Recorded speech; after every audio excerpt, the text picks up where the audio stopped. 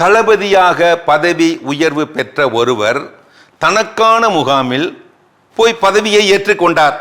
அவர் அந்த முகாமை ஆய்வு செய்த போது அதை கண்டார். 2 காவலாளிகள் ஒரு பெஞ்சை காவல் காத்து கொண்டிருப்பதை கண்டார்.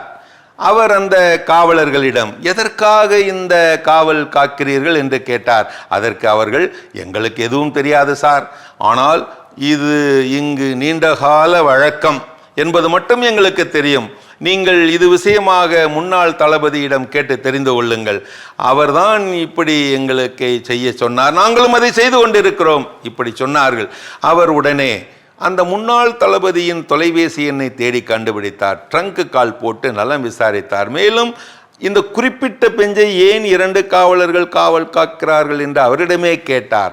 அவரும் கூட தனக்கு எதுவும் தெரியாது என்றும் இது வழக்கம்தான் என்றும், முந்தைய தளபதியிடம் 2 காவலர்கள் இருந்தனர், அவர்கள் இந்த பெஞ்சை மிகவும் சிரத்தையாக பாதுகாத்தனர் என்றும், ஆகவே அந்த பாரம்பரியத்தை நானும் தொடர்ந்து செய்து வருகிறேன் என்றும் நினைவுபடுத்தி சொன்னார்.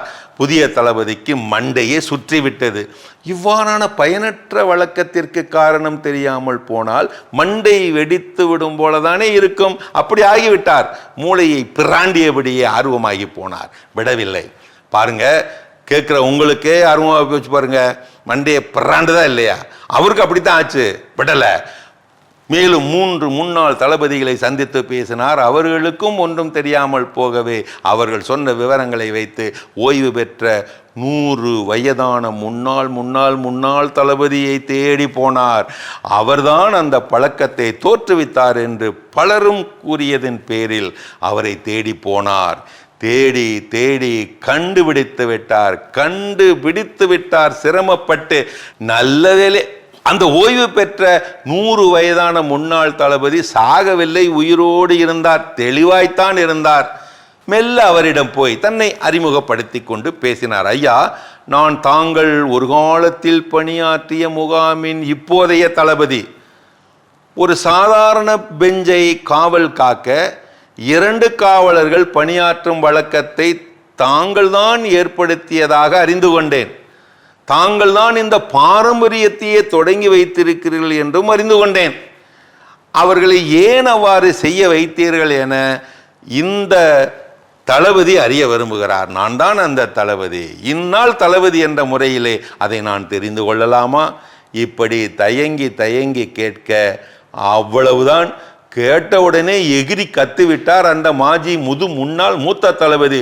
என்றது, இன்னுமா அந்த பெஞ்சுக்கு அடிச்ச ஸ்பெஷல் பெயிண்ட் இன்னுமா காயாம இருக்குது? நான்சென்ஸ். ஏன் செய்கிறோம் என்ற கேள்வி இன்மையை முட்டாள்தனத்தின் தொடக்கம். எங்கள் தாத்தா செய்தார், அதனால் நானும் செய்கிறேன் என்கின்ற மனநிலை அறிவியல் பூர்வமான அறிவீனம். சூரிய அஸ்தமனத்திற்கு பிறகு நகம் வெட்டக்கூடாது என்பது அன்று மின்சாரம் இல்லாததால் காயம் ஏற்படாமல் இருக்க சொல்லப்பட்டது தானே. இன்று பிரகாசமான விண் விளக்குகள் எல்லாம் இருக்கின்ற நிலையிலே மீண்டும் அதை செய்யக்கூடாது என்றும் தீட்டு என்றும் சொல்லுவது அர்த்தமற்றது அல்லவா? இதெல்லாம் காலாவதியான கட்டுப்பாடுகள் அல்லவா? பூனை குறுக்கே செல்வது அபசகுனம், வீட்டை விட்டு வெளியேறும்போது தும்முவது அபசகுனம், செவ்வாய்க்கிழமை பயணம் செய்யக்கூடாத தோஷம், இப்படியெல்லாம் தன்னம்பிக்கை சிதைவுகள் இருப்பது நல்லதா? மூட நம்பிக்கைகளின் முத்தாய்ப்பு தானே இவைகள். அறம் ஓங்கும், ஒற்றுமையை வளர்க்கும், சூழலுக்கு நன்மை பயக்கும் பாரம்பரியங்களை மட்டும் கையில் எடுத்து தொடர்க. காலம் மாறும்போது சமுதாய வீதிகளும் மாற வேண்டாமா? பழையன கழிதலும் புதியன புகுதலும் வேண்டாமா? மாற்றம் ஒன்றே நிலையானதாக ஆக வேண்டாமா? பாரம்பரியம் என்பது முன்னோர்களின் அறிவை சுமந்து வரும் வாகனம்தான். அது சுமையாக மாறும்போது அதில் உள்ள தேவையற்ற சுமைகளை குறைப்பதே அதி புத்திசாலித்தனம் அல்லவா? ஆம் நட்பே, மூடர்களை அழித்தொழிக்க எங்கிருந்தோ பிறர் படையெடுத்து வர தேவையில்லை. அவர்கள் தங்களை தாங்களே அழித்துக் கொள்வார்கள். அதற்கு அவர்களது மூடத்தனமே மூலதனம்.